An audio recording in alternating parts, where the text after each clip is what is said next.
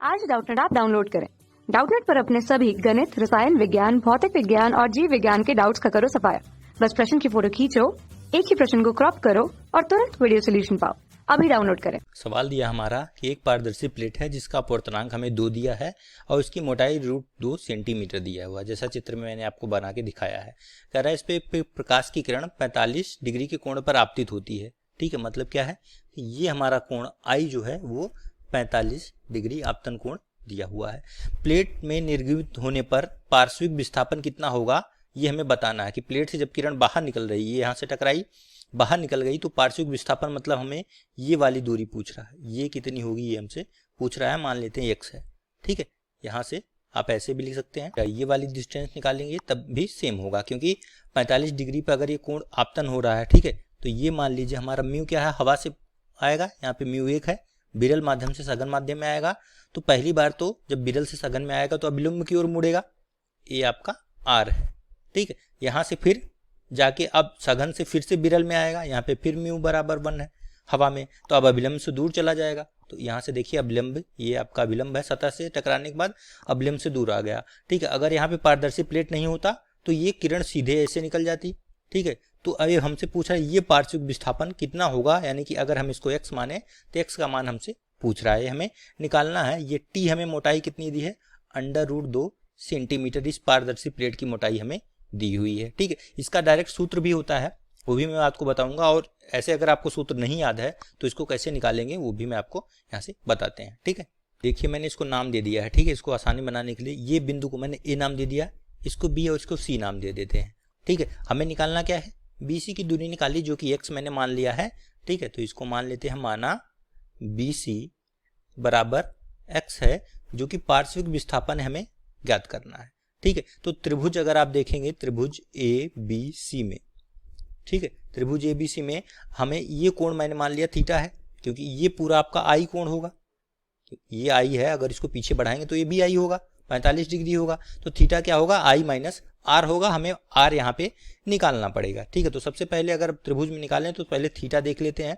ठीक, अब आपको BC निकालना है, तो BC क्या इसके लिए है, ये लंब है। ठीक है, तो लंब के लिए हम लोग साइन लगाएंगे, तो साइन थीटा बराबर क्या हो जाएगा, यहाँ पे साइन थीटा बराबर हो जाएगा BC लंब बटा कर्ण 90 अंश के सामने का AB।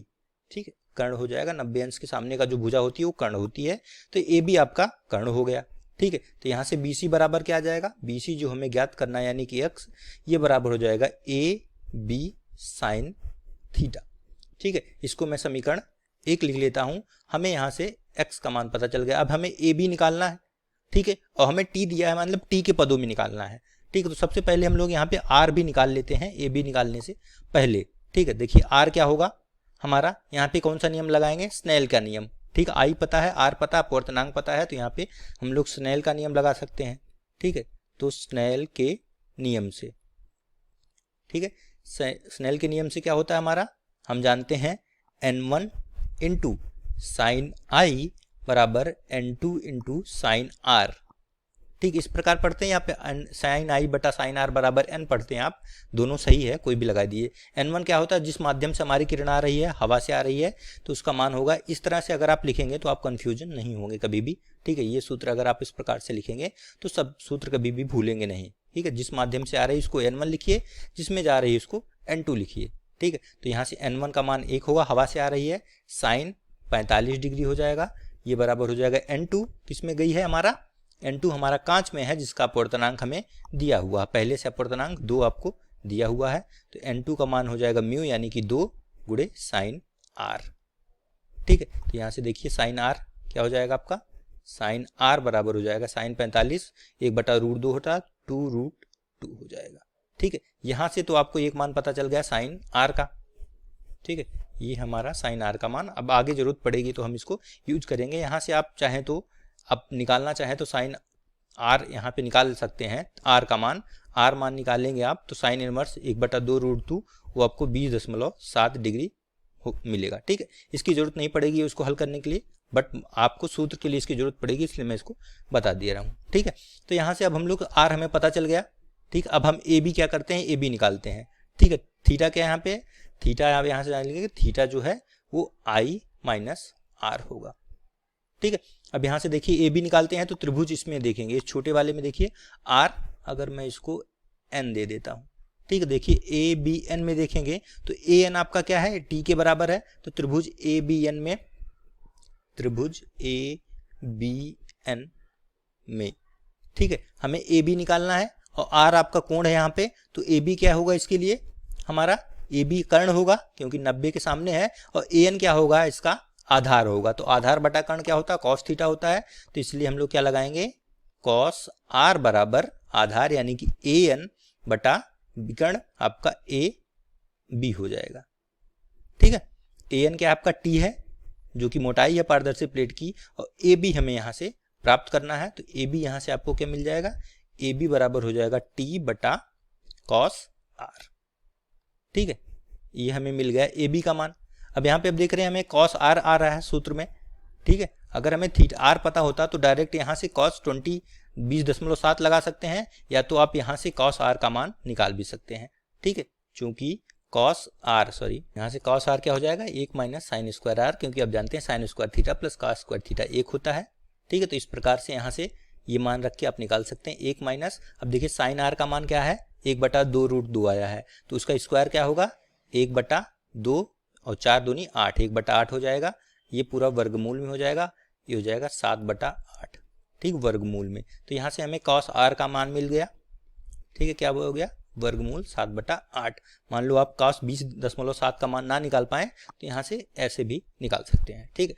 अभी आपका कॉस आर मिल गया, तो देखिए अब हम लोग क्या करेंगे, ए बी का मान समीकरण 1 में पुट करेंगे तो हमें क्या मिल जाएगा, यहाँ से x बराबर ए बी साइन थीटा है, तो इसलिए हमारा समीकरण 1 से, ठीक है, तो समीकरण 1 से क्या हो जाएगा, x बराबर ए बी साइन थीटा, ठीक है। ए बी का मान आपका आया है टी बटा कॉस आर, तो हो जाएगा टी बटा cos R into sine theta का मान आई माइनस आर है, ठीक है। तो ये आपका x डायरेक्ट ये सूत्र भी होता है, चाहे तो आप इसको इस प्रकार याद रखते हैं, x बराबर अगर आपको पार्श्विक विस्थापन याद निकालना है, ये होता है t इंटू मतलब मोटाई जो भी प्लेट की इंटू आई माइनस आर बटा कॉस आर, ठीक है। ये डायरेक्ट इसका सूत्र भी होता है और हम लोगों ने यहाँ से निकाला भी है, देखिए ये सूत्र यहाँ से, चाहे तो आप इसको डायरेक्ट याद रख सकते हैं, अगर कोई और सवाल आपको मिले तो इस प्रकार आप डायरेक्ट रख के निकाल सकते हैं, ठीक है। तो यहाँ से अगर हम लोग मान रखें तो देखिए, ठीक है, sine I minus sine R, sine A minus B से आप इसको खोल सकते हैं, क्या हो जाएगा, x बराबर टी बटा, सॉरी x बराबर टी इंटू बटे में मैं इसको लिख देता हूँ कॉस आर,